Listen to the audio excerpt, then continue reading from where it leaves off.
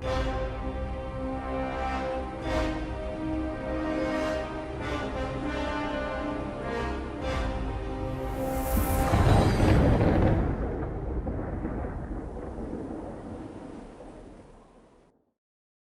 everybody, this is DM Mike, and this is the next cutscene for Rise of Tiamat. I've shot like 4 videos back to back, so if you've been watching all these videos, I'm in the white shirt. Well, I just kind of, just so you know, I mean, one after the other, you know, in a single afternoon. So this next cutscene, now here's one thing I wanted to focus on from this point onward, is to go into more of the relationships of the dragons. And this is what this one is. It's called a prison, I think it's a prison without walls, or prison without walls. Fun little fact. I'll just put them out there right now. Some of the cutscenes and some of the some of the cutscenes in the campaign diaries are actually getting their titles from the original 1980s Dungeons & Dragons cartoon.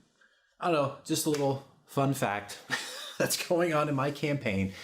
But anyway, I wanted to focus on the relationships of dragons. That's what you're going to see here. Yes, these guys are still evil, but they do have emotions, they have connections, they have relationships.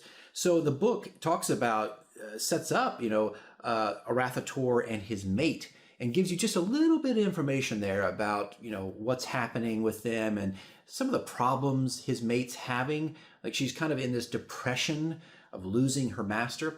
So anyway, look, I just wanted to touch on that. I just wanted to bring that to life so you can see the dragons as more than just this creature of destruction, but a creature that has some intimate relationships. And even though they're heeding the call of Tiamat and they have every plan in the world to take over the world and destroy it and bring back their queen, they still have, these connections going on. So I don't know, I just wanted to maybe experiment with that and explore that a little bit to see what that would look like and sound like. So actually it's pretty intimate radio drama that I actually kind of enjoy. It's short, it's not too long, and it kind of gets to the point, but I like it. And we're going to see more of this as we go forward. Not necessarily these intimate things, but dragons are going to be taking over more of the cutscenes as the chapters unfold.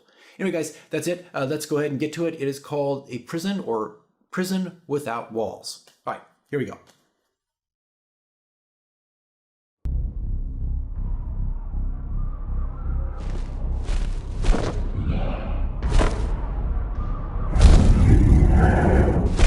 Within the expanse of white clouds, the enormous dragon Arauthator, or White Death, soars above the sea of moving ice. The endless ocean expanding in all horizons like a never-ending Arctic abyss.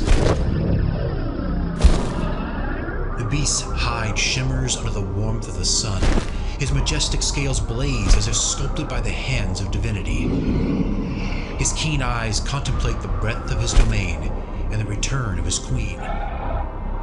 From his mind, his voice reaches out into the expanse, touching softly to his mate. Do not despair. Hope will return to you, and I will be its harbinger. Embrace the gift that has been given, I beseech you. For together we will grow strong. Hidden deep in an ice cavern, glistening in both jewels and the corpses of conquered foes frozen within the glacier's walls, another white dragon unfolds her arms, craning her long neck as she stares out across the gloom, hearing the distant whispers of her mate. On her back, an ancient saddle rests, with only the remaining husk of her old master, a wizard dead long years, his memory becoming an enchantment of its own, imprisoning her in the chains of despair. She appears to contemplate the enchanting thoughts from her consort, but in the ice, the reflection of the dried skeleton perched on the saddle breaks the allure, and with graceful serpentine movements, she coils into herself, and her blue eyes close, and a bleak silence fills the lair. Arauthator feels the contact break, and with a sinister growl, his eyes narrow, wings fold, and like a flash of lightning, he falls from the sky, exploding through the cloud layer and skimming the emerald sea. The glaciers fly past at incredible speeds, and with swift reptilian movements, he flies up, then splashes into the ocean, disappearing from sight.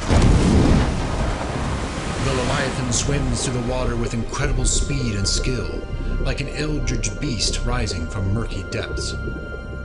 Within moments, he abruptly surfaces into his frigid layer of ice. He walks towards his sleeping mate, his devilish eyes glancing over the wizard's carcass with disdain. His enormous head gently sniffs and caresses his mate in the vast emptiness of his frozen throne. I will find a way. Sleep in peace.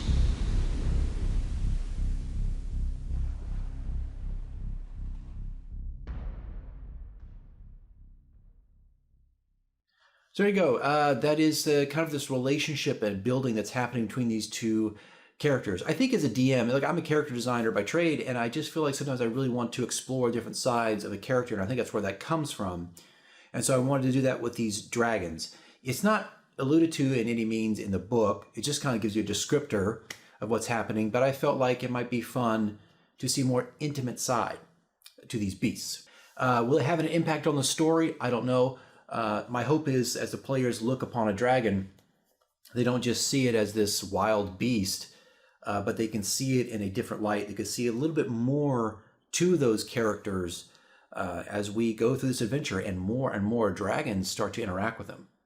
All right, guys, that is it. That is the next cutscene. And I got a few more that are coming. Still working on a few that have gotten really big and complicated, but there's definitely more to come. All right, guys, that's it. See you in the next one.